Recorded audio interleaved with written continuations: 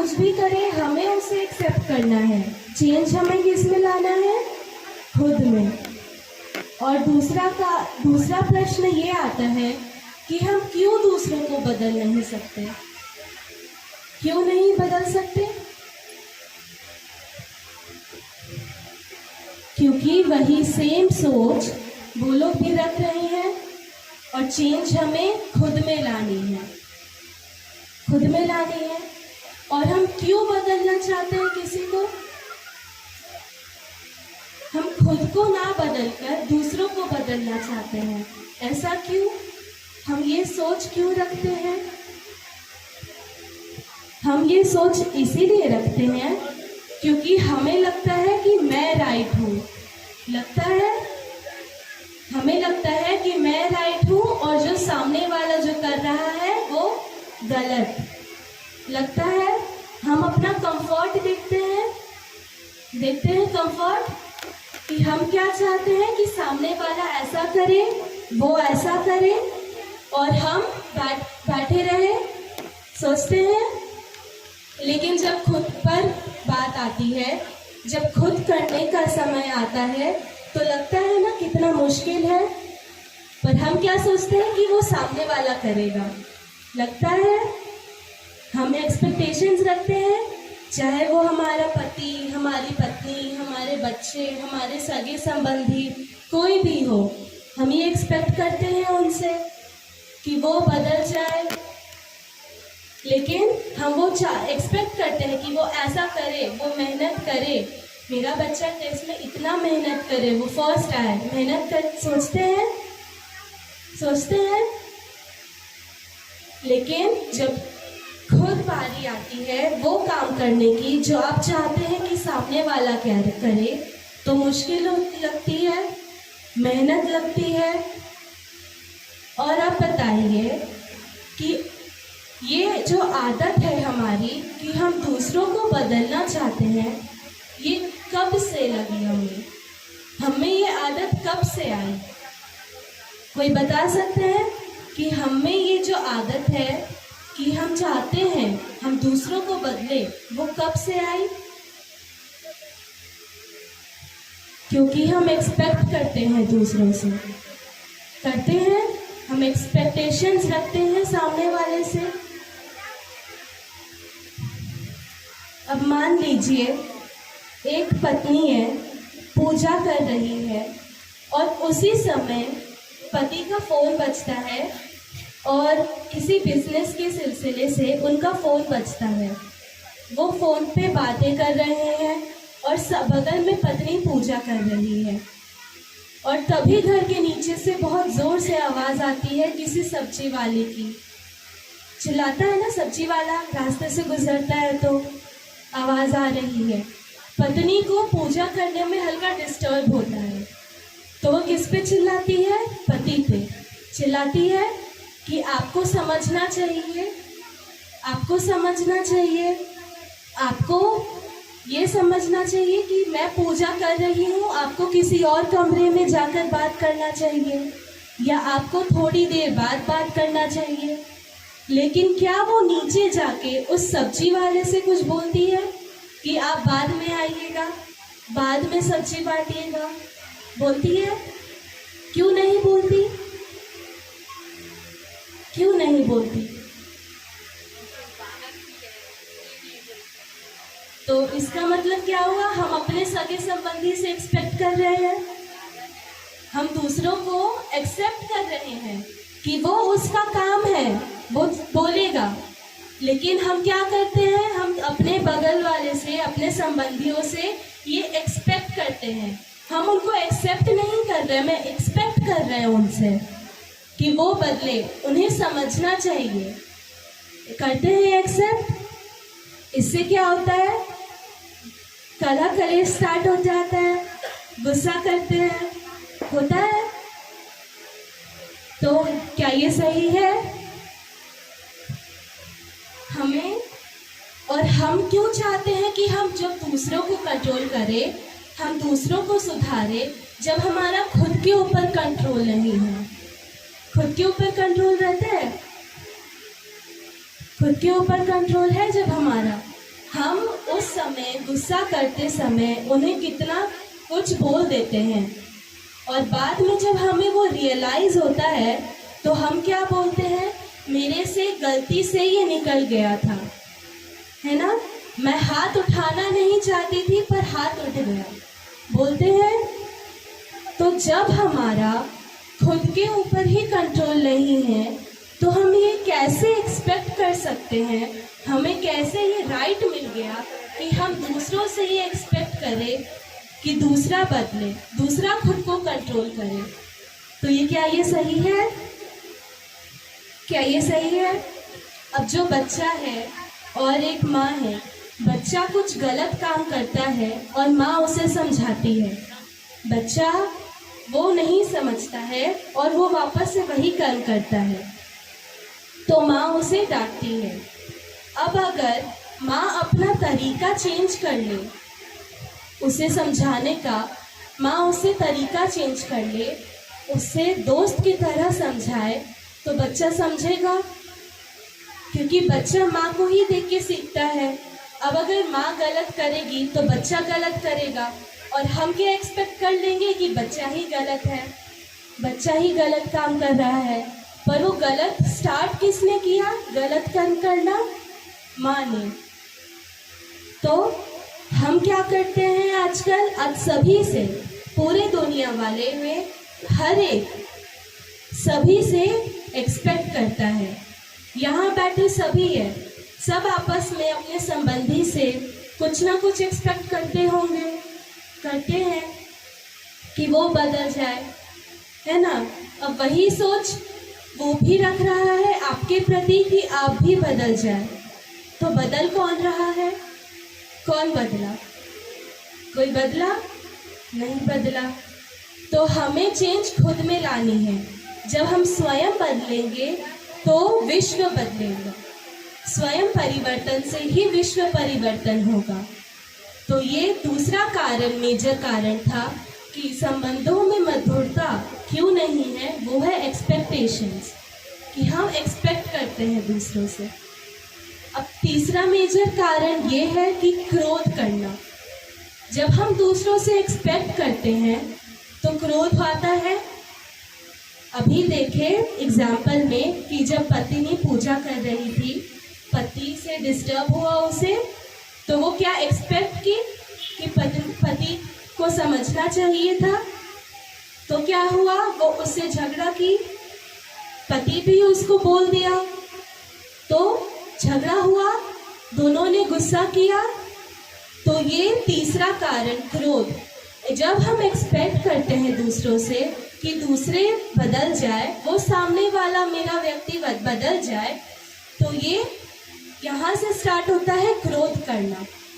अब जब हमारा खुद के ऊपर कंट्रोल नहीं रहता तो हम किसी के ऊपर भी हाथ उठा देते हैं, कुछ अपशब्द बोल देते हैं। क्या बोलते हैं कि हमें पता ही नहीं चला ऐसा कब हो गया, बोलते हैं हमें तो पता ही नहीं था, अपने हो गया, खुद से हो गया, मुंह से निकल गया बस, तो खुद पे कंट्रोल नहीं था। तो गुस्सा आया।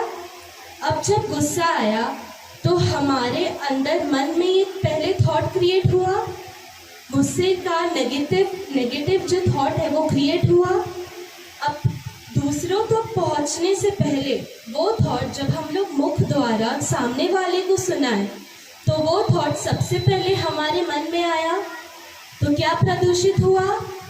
सबसे पहले क्या प्रदूषित हुआ? मन प्रदूषित हुआ। उसके बाद हमारा शरीर प्रदूषित हुआ। जो हमारे नेगेटिव एनर्जी हमारे मन में आई वो वातावरण में फैली, तो हम जिससे हमारा मन प्रदूषित हुआ, उसके बाद हमारा शरीर दूषित हुआ। उसके बाद जब वो वाइब्रेशंस नेगेटिविटी की वो वायुमंडल में फैली तो प्रकृति दूषित हुआ। अब प्रकृति में बहुत लोगों ने वो नेगेटिविटी कैच की, उनके मन में नेगेटिव भरा, कैच हुआ। इससे क्या हुआ? पूरा विश्व प्रदूषित हुआ। हुआ? तो ये क्या सेवा कर रहे हैं हम? तो ये सेवा हुआ? हम प्रकृति को दूषित करके, प्रकृति को नुकसान पहुंचा के उसकी सेवा कर रहे हैं? नहीं। अब हमारे माननीय प्रधानमंत्री जी मोदी जी वो उन्होंने क्या बोला कि हमें स्वच्छ भारत चाहिए। उन्होंने ये कहा, जिसके लिए उन्होंने स्वच्छ भारत अभियान निकाला। तो जब हमारा मन स्वच्छ होगा, हमारे सोच स्वच्छ होंगे, हमारे सोच में प्योरिटी आएगी, तब विश्व ऑटोमेटिकली स्वच्छ होगा। जब हम अपने मन में पॉजिटिव थॉट्स सोचेंगे सामने वाले के लिए, खुद के लिए, तो वो वाइब्रेशंस पॉजिटिविटी के हमारे मन से पूरे वाइब्रेशंस फैलेगा, वातावरण में जाएगा, जिससे हमारा मन स्वच्छ, हमारा शरीर स्वस्थ और वायुमंडल और प्रकृति स्वच्छ होगा। तो आज यहाँ से एक होमवर्क लेके जाएंगे सभी कि आज चाहे कुछ भी हो जाए, सामने वाला व्यक्ति कैसा भी हो, वो मुझे जितना भी गुस्सा दिलाना चाहे, मुझे गुस्सा नहीं आएगा। ये सबका होमवर्क है। हम क्या सोचेंगे कि वो आत्मा का वो संस्कार है, हम उसे एक्सेप्ट करेंगे कि वो आत्मा का नेचर है गुस्सा करना, वो गुस्सा करेगा। हमें चेंज खुद में लाना है।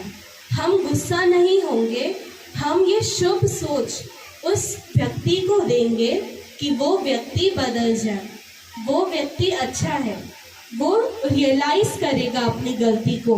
जब वो आपकी ये सोच को, आपके वाइब्रेशंस को कैच करेगा, तो वो व्यक्ति को रियलाइज होगा अंदर से, वो धीरे धीरे बदलना स्टार्ट हो जाएगा। तो बदलाव आपने सबसे पहले किस में लाई? खुद में।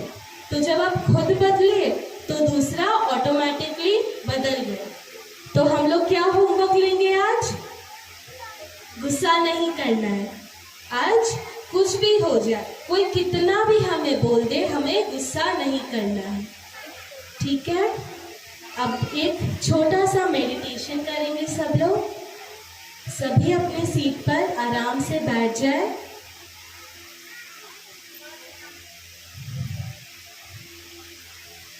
और उस सिचुएशन को याद करें जब आपकी किसी और आत्मा से कुछ मतभेद हो गई थी, उसने कुछ बोल दिया था और आपको गुस्सा आ गया था।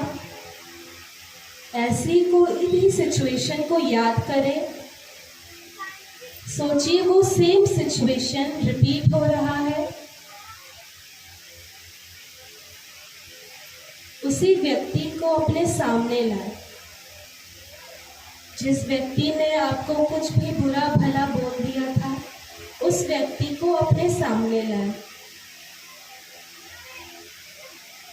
और अब देखें कि मैं उस सिचुएशन में अलग तरीके से व्यवहार कर रही हूँ। मैं उस व्यक्ति की तरह गुस्सा नहीं कर रही हूँ, मुझे क्रोध नहीं आ रहा है। मैं उस आत्मा के प्रति, उस व्यक्ति के प्रति बिल्कुल शुभ वाइब्रेशंस दे रही हूँ कि वो व्यक्ति एकदम शांत है। पूरा सिचुएशन बदल गया। जो घर में, माहौल में जो प्रदूषण फैला था नेगेटिविटी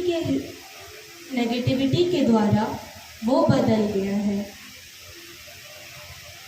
जिससे वह व्यक्ति भी शांत हो गया है, आप भी शांत हो गए हैं। ओम शांति। तो जैसे आप लोगों ने अभी विजन बनाया कि उस सिचुएशन में आपने उस व्यक्ति को कैसे अलग तरीके से हैंडल किया। उस व्यक्ति ने आपको गुस्सा दिलाया, पर आपने उसके लिए ये शुभ भावना सोची कि वो व्यक्ति एकदम शांत है, तो वो व्यक्ति धीरे धीरे शांत हो जाता है। पर जब हम गुस्सा करते हैं तो वो व्यक्ति भी और गुस्सा करता है, तो इससे बात बढ़ती है, नेगेटिविटी फैलती है, वायु में प्रदूषण फैलता है। तो जब हम लोगों ने अलग तरीके से व्यवहार किया उसी सिचुएशन में, तो दूषण नहीं फैला, प्रकृति की हमने सेवा की। तो इसी तरह से आज भी करना है।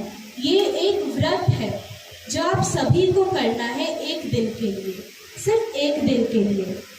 और जो चीज़ आप लोग एक दिन के लिए कर सकते हैं वो आप लोग हर रोज कर सकते हैं, कर सकते हैं।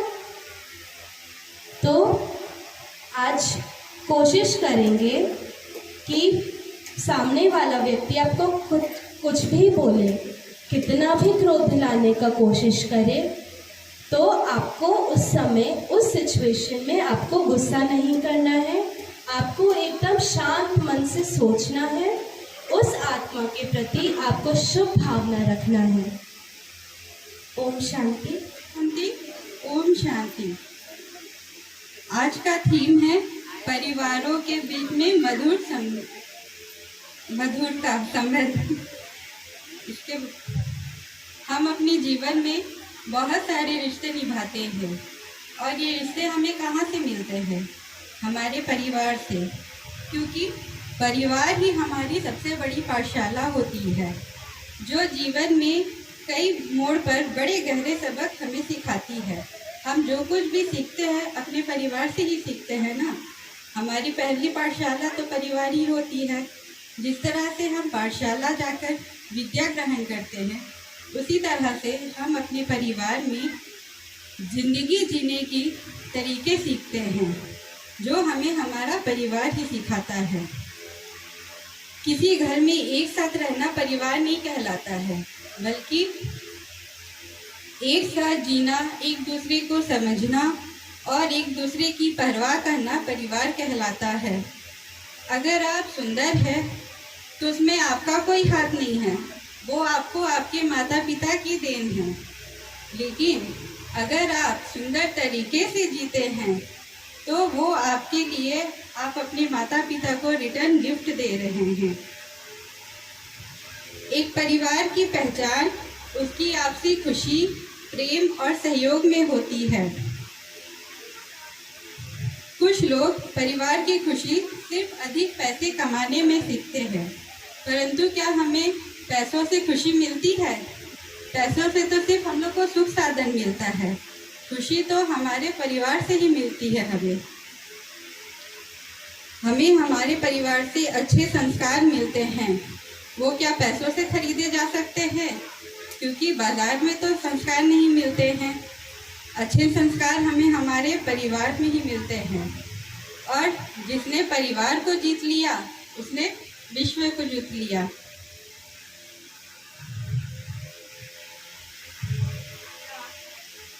हमें हमारे परिवार में अपने माता पिता की ज़रूरत हमें अपने बचपन में जितनी होती है उतनी ही हमारी माता पिता को उनके बुढ़ापे में हमारी होती है।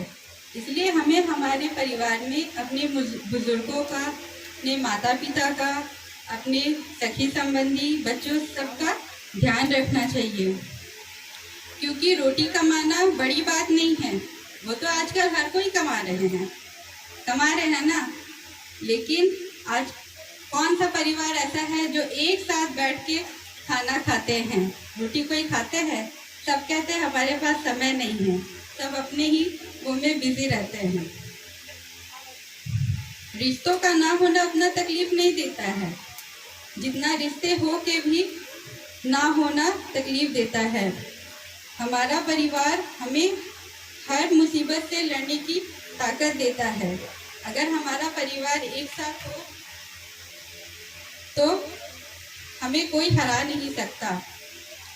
कोई भी रिश्ता मरता नहीं है, इंसान उसे खुद ही मार देता है, कभी नफरत से, कभी गलतफहमी से और कभी नज़रअंदाज करके।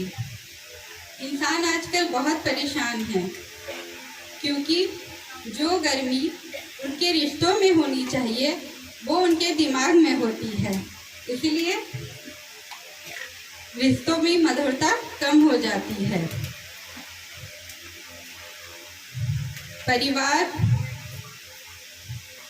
परिवार का जीवन की असली सफलता परिवार, दोस्त और काम के बीच सही संतुलन करना होता है। परिवार का दूसरा नाम ही प्यार होता है। अपने परिवार को समय दीजिए, इससे परिवार में विश्वास, प्यार, रिश्ता मजबूत बनता है। लेकिन आजकल लोग समय कहाँ देते हैं? सिर्फ मोबाइल में। अभी पीहू बहन ने इतने सारे चीज़ बताए जिससे क्यों परिवार में आजकल मधुरता नहीं है। उसका एक कारण ये भी है कि आजकल लोग सिर्फ मोबाइल में ही अपना समय बिताते हैं। अगर हम सिर्फ काम के लिए मोबाइल इस्तेमाल करें और जो समय हम मोबाइल में देते हैं वो मोबाइल में नहीं देके अपने परिवार को दे, तो रिश्तों में कभी खटास आ ही ना। परिवार में एकता ही बहुत बड़ी बात होती है। हम बड़ी से बड़ी मुसीबत का हल निकाल लेते हैं साथ होकर। यदि परिवार बटा हुआ हो तो छोटी सी छोटी बात भी मुश्किल बन जाती है। परिवार आजकल कोई भी जॉइंट परिवार में रहना नहीं चाहता है और फिर कहते हैं कि हमारे परिवार में मधुरता नहीं है, ये नहीं है। बड़ों के साथ रहिएगा तभी तो आपको पता चलेगा ना कि परिवार कैसे चलाया जाता है, किस तरह से रखें। तो जैसे पीहू बहन ने एक होमवर्क दिया आप लोग को, इसी तरह से एक होमवर्क ये भी अपनाइए आप लोग कि मोबाइल को कम से कम समय यूज कीजिए और अपने परिवार को समय दीजिए। ओम शांति।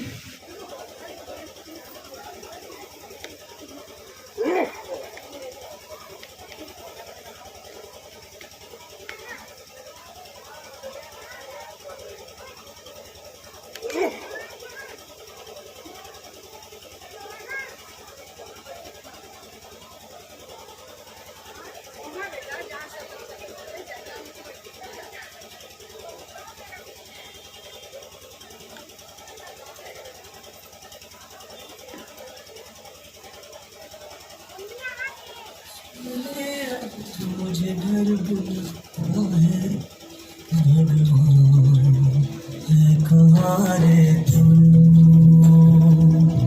है खुदा है कहाँ रे तुम,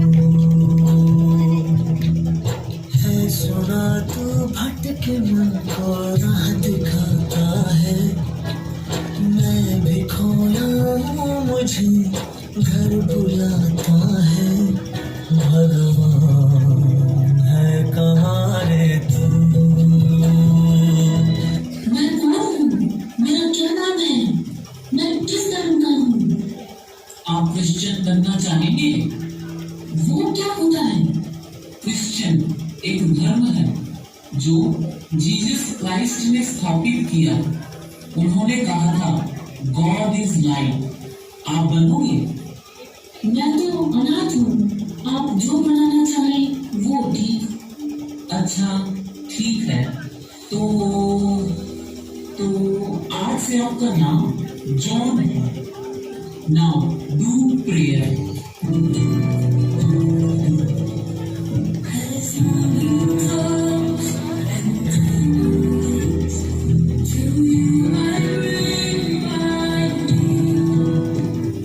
अरे बाजी, तुसी गुरुद्वारे के सामने क्रिश्चियन की प्रेयर क्यों कर रहे हो? मैं क्रिश्चियन हूँ इसलिए प्रेयर कर रहा हूँ। बाजी, तुसी क्रिश्चियन हो तो चर्च में जाओ। इतने क्या कर रहे हो? क्या यहाँ मैं प्रेयर नहीं कर सकता? इतने अरदास होती है। अरदास वो क्या होता है? अरदास करने के लिए पहले ਤੁਹਾਨੂੰ सिख धर्म ਨੂੰ अपनाना होगा और ਤੁਹਾਡਾ नाम भी बदला जाएगा। जी मैं तैयार हूँ। आज से ਤੁਹਾਡਾ नाम है बलविंदर सिंह। चलो ਤੁਹਾਨੂੰ अरदास कैसे होती है सिखाते हैं।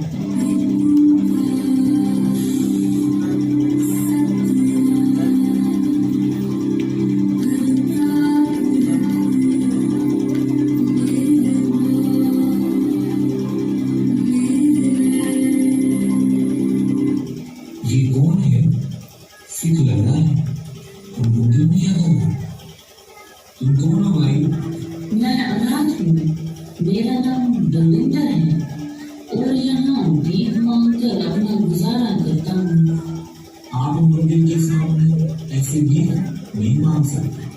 अगर आपको मंदिर के सामने भीख मांगनी है तो आपको हिंदू बनना पड़ेगा। जी, वो कैसे बनेंगे? आपको अपना नाम बदलना पड़ेगा। ठीक है, मैं तैयार हूँ। आज से आपका नाम राम है। चलिए आपको पूजा करना सिखाता हूँ।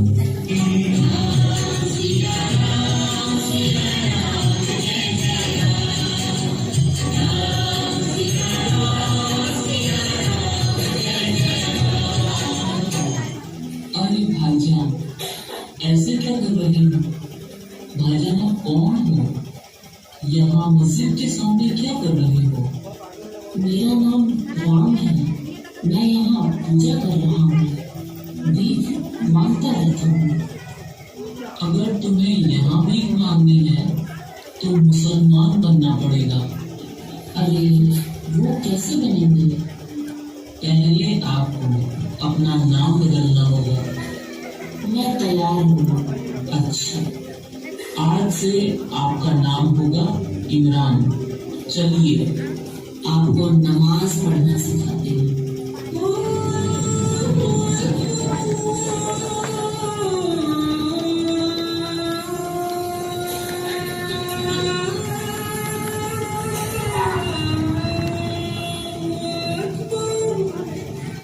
जॉन, तुम क्या कर रही हो? तुम क्रिश्चियन धर्म की हो? ना जी, तो गलती हो गई। ये पवित्र है सिख धर्म का। अरे राम, तुम यहाँ क्या कर रहे हो? नहीं, ये राम नहीं है जनाब, ये इमरान है। तुम हिंदू को मुस्लिम बनाते हो, पाप लगेगा, नरक में भी स्थान नहीं मिलेगा। बंदों को खुदा का पाशिंदा बनाना, ये तो जनाब नेकी का कर्म है। आपके ही धर्म में शायद इतनी ताकत नहीं होगी जो इस बच्चे को धर्म परिवर्तन से रोक पाया। मेरा धर्म तो बहुत श्रेष्ठ है। अच्छा, बताइए क्या खास है? मैं देवों में हरि, राजाओं में हरिश्चंद्र, तीर्थों में हरिद्वार, पशुओं में हिरण, पक्षियों में हंस, भोजन में हलवा और सवारियों में हवाई जहाज हूँ। मैं देवों में महादेव, वीरों में महावीर, ऋषियों में महर्षि, मनुष्यों में मनु, फूलों में मंदार, भोजन में मलाई, मालपुआ और मक्खन। क्यों भीड़ मारते हो? सारा संसार जानता कि तुम जीवों में मैं से मच्छर, मैं से मकड़ी और मक्खी हो। पानी में जाते हो तो मछली बन जाती। मेरे साथ तुम्हारा क्या मुकाबला? ऐसे हकीम हूँ, मुझे लोग ऐसे हजूर कहते हैं। जनाब, अपने ही मियाँ मिट्टू बन रहे हो। तुम मनुष्यों में ऐसे हिरण्यकश्यप, आभूषणों में ऐसे हथकड़ी हो, राजनीति में हड़ताल, बर्तनों में हांडिया हो, बीमारियों में ऐसे हैजा हो। मैं तो इंद्रियों में मैं से मन, मकानों में मैं से मंदिर हूँ, महल हूँ, व्यापारियों में महाजन, रत्नों में मोती हूँ। अरे वहाँ जाकर गाल बजाओ जहाँ तुम्हें कोई जानता न हो। मैं तो तुम्हें अच्छी तरह जानता हूँ कि तुम मैं से मूर्ख हो, मैं से मक्कार हो, मैं से मतलबी हो, मलेच्छ हो। तुम फूलों में महुआ हो, खाद्य पदार्थों में मांस हो, रोगों में मैं से मलेरिया हो, महामारी हो। मैं पर्वतों में ऐसे हिमालय हूँ, अंगों में ऐसे हृदय हूँ, हंसता हूँ और दूसरों को हंसाता हूँ। तुम तो हंसते हुए आदमी को भी मार डालते हो। अच्छा, मैं बोल ही रहा था कि नाम एक मानवता को पुजारी धर्मा कुमार आ पहुंचा। तुम दोनों बेकार में ही लड़ रहे हो। तुम तो एक दूसरे के नहीं हो।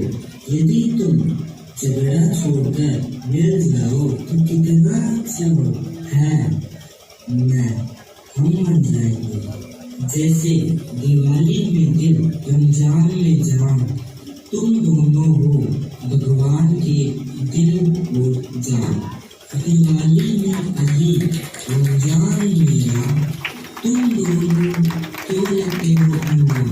अगर तुम दोनों मिल जाओ तो देश बन जाएगा महान।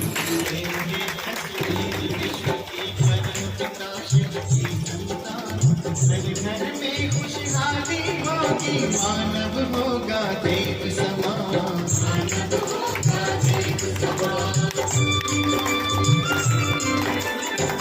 लेंगे तस्वीर विष्णु की परम पिता शिव की संतान। घर घर में खुशहाली होगी, मानव होगा देव समान। मानव होगा देव समान।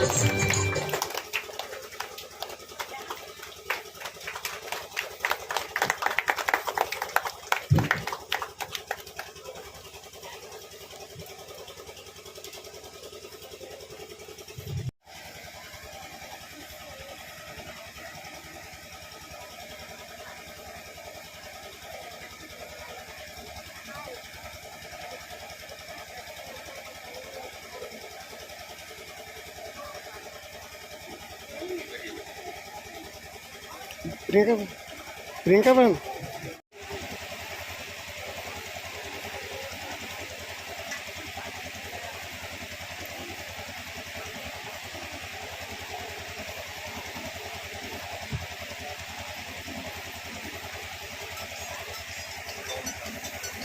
अब मैं दशरथ प्रसाद साहू जो कि झारखंड जन कल्याण संस्था के सेक्रेटरी हैं, चूँकि समय बहुत कम है, 6 बजे महाआरती का समय है, 2 शब्द कहने का उनसे आग्रह करता हूँ कि मात्र 2 शब्द हमारे बीच आकर कहें। दशरथ प्रसाद साहू जी। ओम शांति। यहाँ पर उपस्थित आज एक प्रदर्शनी मेला के शुभ अवसर पर और सावन के पवित्र पावन अवसर पे यहाँ पर उपस्थित सभी देवी दुर्गा स्वरूपा हमारे माताएं बहनें, देवतुल्य हमारे पिता तुल्य हमारे बुजुर्गों और सहयोगी तुल्य हमारे नौजवानों और हमारे बहुत पवित्र आत्मा भगवान के स्वरूप हमारे छोटे छोटे प्यारे प्यारे बच्चे और इस संस्था के ब्रह्मा कुमारी संस्था के जितने भी सक्रिय कर्मठ कार्यकर्ता और प्रबुद्ध हमारे प्रवचन करता और विशेष रूप से हमारे झारखंड जन कल्याण संस्था के परियोजना निदेशक श्री राजेंद्र प्रसाद जी हमारे साथ मंच में उपस्थित हैं, जो आपका मंच संचालन करता भी हैं। मैं इन्हें भी विशेष रूप से अभिनंदन करता हूं और यहाँ पे सभी उपस्थित आगंतुक श्रद्धालुगण को मेरी ओर से और हमारे हृदय के अंतिम गहराइयों से मैं आप सबों को प्रणाम करता हूं, नमस्कार करता हूं और सभी को अभिनंदन करता हूं और आगे के लिए स्वागत भी करता हूं। आज बहुत आत्मीय आनंद की अनुभव हो रही है और शायद हम लोग आत्मीय आनंद को अनुभव करने के लिए अंतर ध्यान होते हैं। अंतर ध्यान होने के समय हम लोग अपना बाह्य शरीर को बिल्कुल भूल जाते हैं। जब हम अपनी पलक को बंद करते हैं तो शायद अपना मनुष्य के जो ये शारीरिक संरचना है इसको बिल्कुल हम लोग भूल जाते हैं और हम लोग सीधा अपने शरीर के अंदर स्थापित आत्मा को एक परमात्मा से मेल करने लगते हैं और उस परमात्मा को याद करते हैं और शायद अपने आप में ये भी अनुभव करते हैं कि मैं वो शिव के बिंदु जिसको न हम लोग कभी कल्पना कर सकते हैं और नहीं वर्तमान में करने की क्षमता हमें है, लेकिन उनको हम लोग स्मरण करते हैं कि शायद वो किसी भी प्रकार का कोई भी एक ऐसा रोशनी प्राप्त हो जाए जिससे हमारे मानव जगत को और मेरी आत्मा को धन्य हो। कुमारी संस्था द्वारा जो यहाँ पर मेला लगा है और जो ज्ञान दे रहे हैं, हम उनके तमाम सदस्यों को हार्दिक अभिनंदन करते हैं कि यहाँ पर समय निकाल के माता एवं बहनों, हमारे गार्जियन, मित्र, बच्चे समय निकाल के आते हैं। यहाँ हमें कुछ न कुछ सीखने को मिलता है और हम व्यर्थ के समय नहीं जो इधर उधर गंवाते हैं, कुछ समय निकाल करके ऐसे संस्था में आए जिससे हमें कुछ ज्ञान प्राप्त होगी और हम अपने घर परिवार में भी उसको ज्ञान को हम वहाँ पर जाकर बताएंगे। तो इतनी ही बात करते हुए, क्योंकि समय कम है, धन्यवाद।